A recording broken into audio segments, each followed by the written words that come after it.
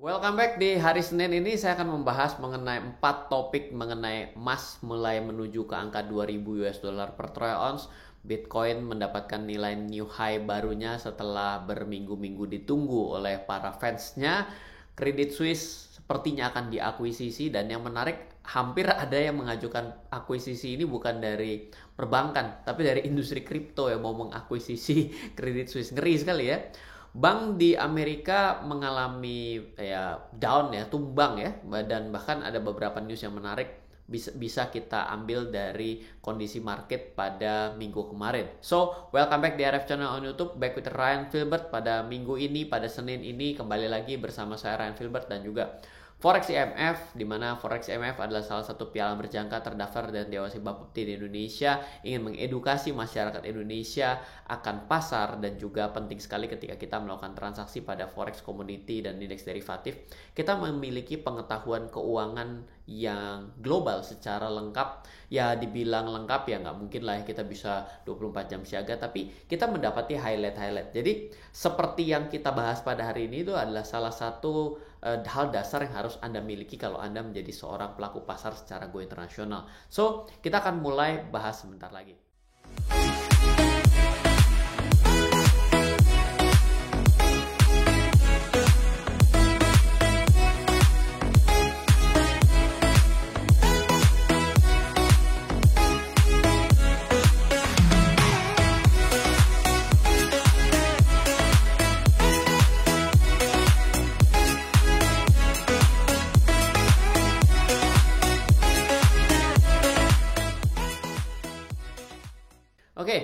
Di video kali ini kita akan kembali membahas bersama Ryan Filbert dan juga Forex IMF. Buat Anda yang belum memiliki akun untuk mencoba melakukan transaksi pada perdagangan Forex Commodity Index Derivatif, menjadi suatu tempat perdagangan yang sangat menarik. Kenapa? Karena Anda bisa melakukan transaksi 5 hari dalam seminggu, 24 jam dalam sehari, memberikan suatu kesempatan yang sangat banyak, yang mungkin kalau Anda melakukan transaksi di siang hari, Anda mungkin sebenarnya sedang korupsi waktu ya, karena kalau Anda menjadi seorang pekerja tapi Anda curi-curi untuk trading, ya kan sebenarnya tidak menjadi suatu hal yang bagus gitu ya. Tapi ketika Anda bisa melakukan transaksi pada malam hari dan marketnya masih buka, memberikan Anda peluang untuk mendapatkan penghasilan yang lebih banyak lagi, itu menjadi suatu awareness yang perlu kita ketahui terkait dengan manfaat dari trading di perdagangan berjangka ataupun trading forex commodity dan indeks derivatif. Nah, emas ke 2000 US dollar, Bitcoin new high, Credit Suisse diakuisisi, bank di US tumbang. Nah, OMG, minggu ini saya jadi punya banyak materi edukasi yang sangat lebar dan menarik. Saya mau katakan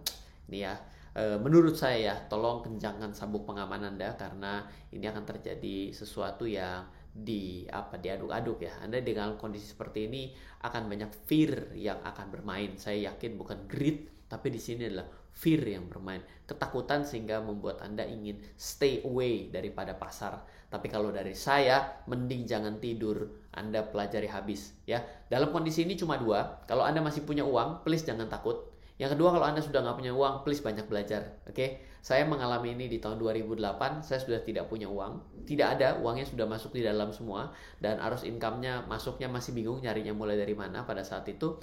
Jadi saya mengganti opsi yang kedua, yaitu adalah saya tidak stay away, tapi saya tetap berada di situ belajar. Cuma tukang komentator bola doang gitu ya. Tapi fasten your seat belt.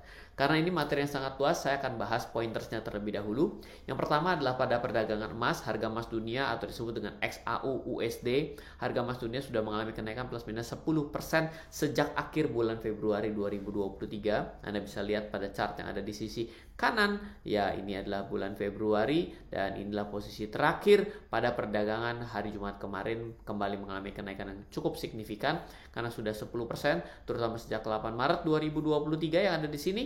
Satu lot maka kemarin bisa profit 17.800 US dollar. Bayangkan Anda punya satu lot, di mana satu lot emas dengan Anda membeli di broker Anda atau di piala berjangka Anda, satu lot itu kurang lebih margin use-nya sekitar 1.000 atau 2.000 US dollar. 1.000 2.000 Anda bisa dapat 17.800. Bayangkan, inilah suatu pedang bermata dua. Ingat, pedang bermata dua yang disebut sebagai keunggulan dari leverage dan transaksi derivatif. Tapi kalau pedang satunya lagi ya, kalau lagi turun itu bablas. Jadi teman-teman saya kemarin ketika ada pengumuman yang Banyak yang takut sehingga dia berpikir bahwa harga emas akan mengalami penurunan, dia sell. Saya yakin margin call dia seperti itu.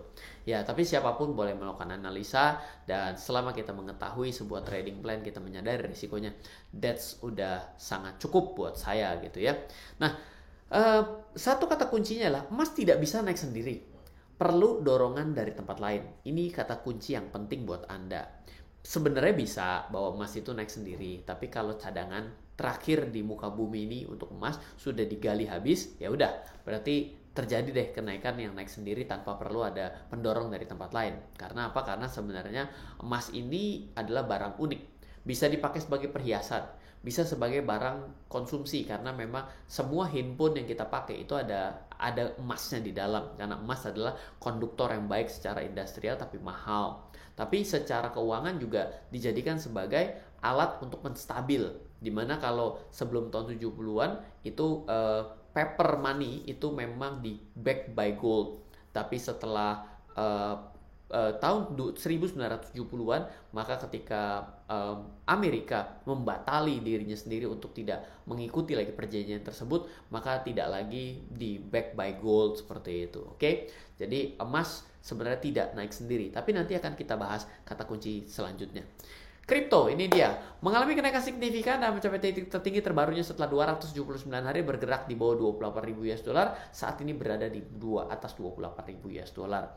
Apakah BTC naik serta-merta diakibatkan harga emas yang mulai kenaikan? Orang kan banyak bilang seperti itu ya. Karena apa? Karena BTC is gold 2.0. Menurut saya too early. Kenapa? Karena volatility pada dunia kripto dan menghubungkan bahwa Bitcoin setara dengan gold rasanya juga masih perlu panjang. Karena apa? Secara utilisasinya berbeda. Kalau kita bicara mau emas diakui seluruh dunia, Bitcoin tidak diakui seluruh dunia. Emas pernah dijadikan sebagai alat kestabilan untuk cadangan devisa negara, tapi gold tidak, BTC tidak. Ada satu negara yang mengadopsi dan ternyata Bitcoinnya turun dengan sangat tajam. Mereka bermasalah hari ini gitu ya. Bitcoin pun naik 45% sejak 10 Maret 2023. 45%, can you imagine? Tapi nggak ada masalah. Kenapa? Coba yang tadi ingat nggak? Anda modal 2.000 US dollar, Anda dapat 17.800. Itu berapa kali lipat? Jadi sebenarnya tidak serta-merta Bitcoin saja. Kalau Anda melakukan transaksi pada derivatifnya, emas juga Anda bisa mendapatkan profit yang lebih baik dari kenaikan harga yang just 45% tersebut gitu ya. Sebenarnya salah satu pendorong kenaikan kencangnya mungkin justru bukan karena kondisi perekonomian dunia, tapi salah satunya di boosting habis dari gerombolan Binance ya. Dari foundernya Mr. Cheesy, dia melakukan pembelian 1 billion US dollar untuk pembelian BNB dengan BUSD-nya, dengan stablecoin-nya dia membeli Binance, Ethereum, dan Bitcoin secara majority dan others token untuk mensupport dari penurunan. Jadi Cheesy melakukan hal tersebut dan dia mengumumkan, maka ya biasa ya orang fear untuk ketinggalan kereta dan ikutan masuk. Ya as always seperti itu. Kripto itu banyak bandar-bandar kecilnya sebenarnya itu ya. Oke, sekarang kita akan catch up selanjutnya dengan Credit Suisse. Ada apa dengan Credit Suisse? Sebenarnya Credit Suisse juga pernah kita bahas di kanal ini, di mana tema kemarin mengenai credit default swap-nya yang mengalami masalah sehingga mengalami penurunan. Ini adalah tingkat kepercayaan orang terhadap Credit Suisse. Jadi ada besar, jadi khawatir gagal bayar, dan ternyata memang berjilid-jilid mengalami penurunan secara terus-menerus. Credit Suisse terancam bangkrut setelah shareholdernya tidak mau menambah modal. Sahamnya jatuh 20%-an lebih, disuspend untuk menahan laju penurunan agar tidak turun lebih dalam lagi, dan saham perbankan di Eropa pada berguguran juga. Credit Suisse berdasarkan informasi terbaru akan diakuisisi oleh UBS, bank terbesar kedua di negara tersebut. Sebelumnya yang melakukan, kalau nggak salah nilai sekitar nilainya 1.5 billion, 2.2 billion or something gitu ya. Tapi yang menarik adalah foundernya dari Tron, cryptocurrency bernama Tron yang menawar 1.5. Keren juga gitu ya. Punya kripto berani nawar bank terbesar pertama di Swiss franc ya, Swiss franc lagi di Swiss gitu ya, mata uangnya Swiss franc. Jadi kebiasaan kalau ngomong untuk pair currency kita ngomong Swiss franc gitu ya. Selamat ya, jadi ternyata ini lumayan ya, jadi berhasil ada keputusan untuk diakuisisi, sementara lumayan lah, cukup aman karena UBS sudah komitmen untuk melakukan bailout ya, akuisisi, di mana ini memberikan suatu dampak positif dari kondisi perbankan di Swiss sendiri dan juga perbankan yang ada di Eropa khususnya. Nah, sebenarnya nanti dulu ya, ini selamat saat ini, tapi kemarin di bulan Oktober kalau nggak salah tahun 2022, pemegang sahamnya pun komitmen untuk melakukan injek modal ke Credit Suisse, tapi zonk juga. Jadi selamat saat ini, 2 hari kemudian masih belum tentu ya.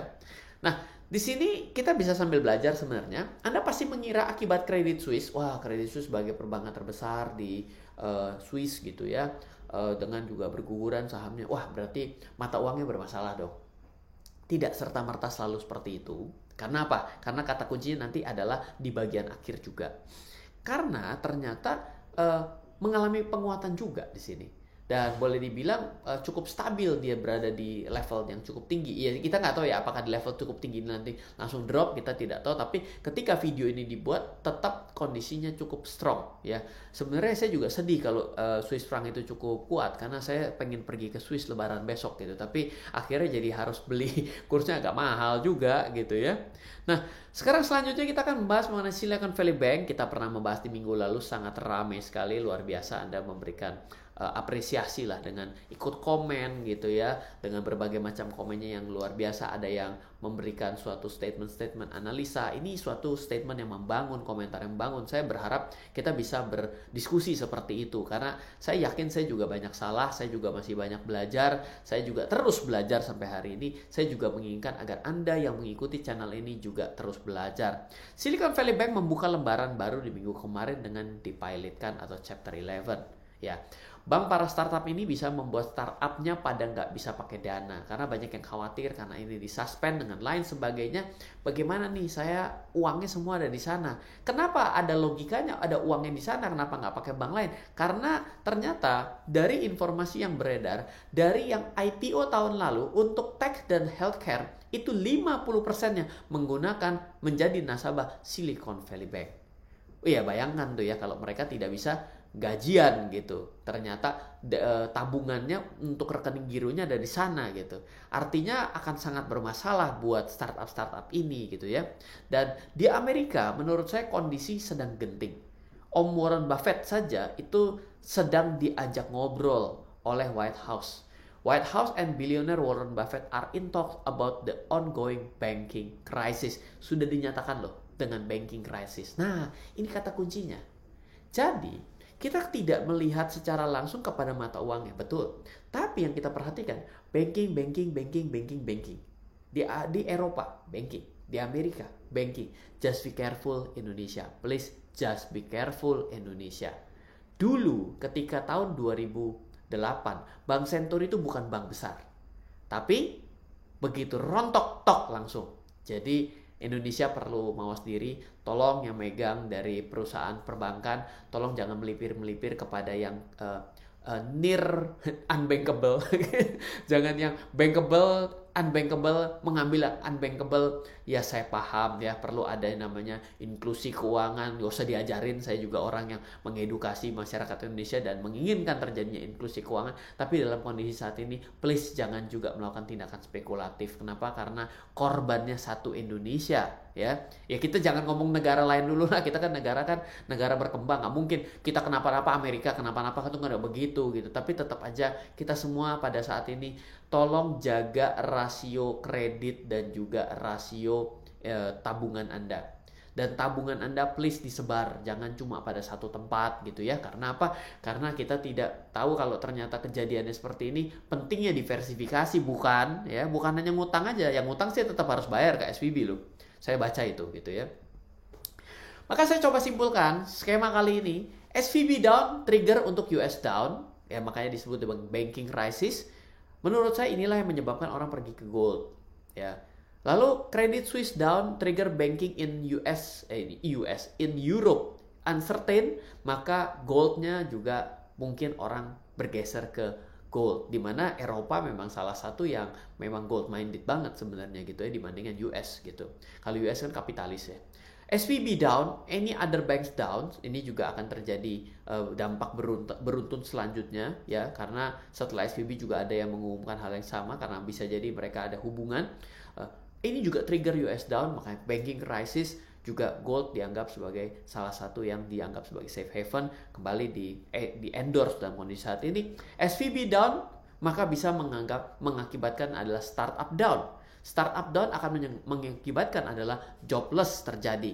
Jobless terjadi akan mengakibatkan inflasi. Inflasi akan mengakibatkan adalah perlambatan ekonomi. Perlambatan ekonomi akan mengakibatkan trigger US down dalam sudut pandang resesi. Gold juga prefer di sana.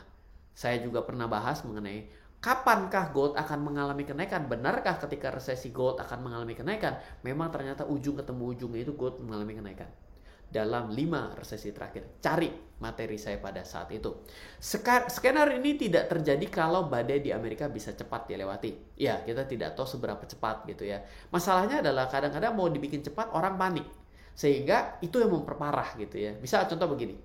Imajinasikan adalah satu bank di negara kita ada yang bangkrut. Misal, amit-amit ya. Amit-amit, sumpah. Amit-amit, bener. Ternyata orang lain di bank lain ikut-ikutan tarik duit. Yang tadinya nggak kenapa-napa jadi kenapa-napa loh. Please jangan lakukan itu. Gitu loh ya. Hati-hati ya, startup lokal kita juga bisa kena badai. Kenapa? Karena dari investornya juga dari luar negeri.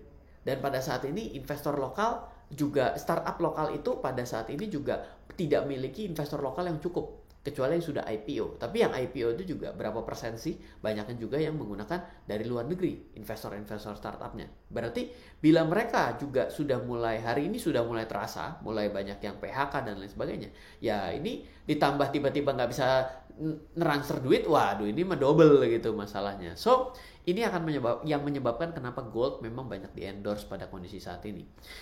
Time to buy gold, pertanyaannya. As always, pertanyaannya kalau udah naik jadi kelihatan basi. Kenaikan kali ini yang kencang akan selalu ada berita-berita baik untuk menekan kepanikan. Misal, baru saja saya terima, ya meningkatkan likuiditas terhadap dolar. See? Ini adalah salah satu cara untuk meredam dari dampak kelanjutan. Bisa jadi adalah meredam untuk mendapatkan berita buruk selanjutnya. Hati-hati loh, ya. Nah, buy your gold with smart way. Ini dia yang ingin saya bahas. Buy your gold with the smart way. Ada 2 poin yang akan saya bagikan. Kalau memang Anda punya sudut pandang bahwa harga emas akan mengalami kenaikan, mau dalam keadaan krisis, resesi, dan tidak, karena memang suatu barang yang unik, karena dia digunakan dalam sudut pandang ekonomi, digunakan konsumsi, digunakan untuk investasi, ya berarti akan cenderung mengalami kenaikan. Dan memang terbukti emas mengalami kenaikan kembali. Sebenarnya adalah tidak serta-merta setiap saat waktu yang tepat untuk membeli. Setuju nggak? Nah, bagaimana menentukan harga koreksi yang smart? Menurut saya adalah ketika turun dong ya. Tapi angkanya berapa? Nah, contoh ya. Saya pada video kali ini kembali menggunakan fitur-fitur yang bagus dari Forex IMF. Anda kalau belum dan ingin memiliki fitur ini, Anda bisa pergi sekarang juga mendaftar di foreximf.com, dan setelah itu Anda pergi ke indikator, Anda download MetaTrader-nya, Anda masukkan namanya, download indikatornya, namanya adalah Auto Candlestick Fibo. Saya masih baru pakai satu fitur yang diberikan oleh Forex IMF dari sekian banyak fitur yang belum kita explore. Bayangkan, berarti Forex IMF memiliki banyak hal yang menarik untuk bisa membantu Anda dalam melakukan transaksi sehari-hari. Caranya adalah Anda bisa buka saja chartnya langsung. Setelah Anda buka chartnya, karena kita mau melihat sudut pandang koreksinya dari panjang, karena harga tertinggi yang ada di level saat ini ada pada levelnya yang 1000 hari yang lalu, maka kita bisa melakukan jurus yang menarik seperti ini. Caranya adalah Anda pergi ke daily, Anda tarik auto candlestick Fibo seperti ini, lalu Anda gunakan low DLL import. Sebenarnya ini adalah prinsip Fibonacci, tapi karena Fibonacci susah juga kalau kita mau tarik-tarik sendiri, ya ini kita bisa langsung masukkan dari 1000 hari mana harga yang terdekat. Kalau Anda melihatnya secara sudut pandang yang mana sampai dengan titik tertinggi yang pernah terjadi di emas ya. Anda bisa klik di sini. Nah, maka Anda bisa lihat bahwa harga koreksi pada saat ini yang ditunggu-tunggu orang yaitu bisa pada kisaran level 1885. Itu adalah harga sekitar 3 hari yang lalu. Jadi 1885 mungkin kalau ini cukup jauh gitu. Tapi kalau Anda nanti mau mencari dari harga lainnya Anda bisa perkecil, jangan menggunakan 1000 hari. Misalnya Anda gunakan 100 hari, Anda gunakan 50 hari. Maka setiap garis-garis ini bisa dijadikan sebagai area pembelian yang Anda bisa lakukan ketika Anda mau memutuskan pembelian ya. Kenapa ya? Daripada Anda beli setiap saat kan konyol juga gitu ya. Jadi ini adalah buy your gold with smart way. Salah satunya Anda bisa gunakan auto candlestick Fibo, dan ini adalah suatu alat indikator terapan yang sudah di setup oleh foreximf.com. Anda bisa daftar di foreximf.com, Anda ambil dari indikatornya, namanya adalah auto candlestick Fibo, dan Anda masukkan ke MetaTrader, membuat Anda mudah dalam menganalisa. Nah, selanjutnya adalah kadang-kadang saya bertanya ya, apa betul Anda membutuhkan fisik dari emas? Kalau Anda tidak membutuhkan fisik dan juga repot simpannya, dan juga Anda hanya membutuhkan selisih harga beli dan harga jualnya, kenapa Anda tidak coba dengan menggunakan konsep membeli melalui pialang berjangka atau membeli melalui broker forex untuk membeli dalam sudut pandang kan bisa membeli mata uang forex, komoditi bisa emas dan silver. Nih contohnya Anda bisa beli emas dan silver. Di sini XAG adalah membeli Argentum silver terhadap US dollar, XAU Aurum emas terhadap US dollar. Anda bisa membeli di sini, marketnya buka 24 jam dalam sehari, 5 hari dalam seminggu. Artinya adalah ketika harga emas dunia mengalami kenaikan, pecah rekornya adalah jam 12 malam, why not Anda tidak jual tadi malam? Dan saya sudah mengubah cara saya membeli emas sejak tahun 2016. Saya tidak lagi memiliki emas secara fisik, tapi saya menggunakan metode ini untuk saya melakukan investasi sekaligus penempatan market timing pada harga emas dunia. Oke, mungkin itu saja untuk sharing saya pada video kali ini. Apa minggu besok kita akan bahas yang lain? Anda boleh berikan satu komentar untuk memberikan ide, dan bila dari materi hari ini ada yang perlu kita bahas lebih lanjut misalnya mengenai kripto, silakan Anda juga boleh komen. Nanti saya akan coba pilih materi kripto yang mana ataupun materi saham yang mana untuk bisa saya bahas pada RF Channel on YouTube. Semoga selalu bermanfaat. Dari saya Ryan Filbert dan juga foreximf.com, dan silakan Anda bisa membuka akun di Forex IMF dengan cara mengakses foreximf.com sekarang juga, dan Anda bisa mendapatkan indikator yang tadi saya gunakan dengan berbagai macam kemudahan-kemudahan lainnya. Semoga selalu bermanfaat. Salam investasi untuk Indonesia dari saya Ryan Filbert.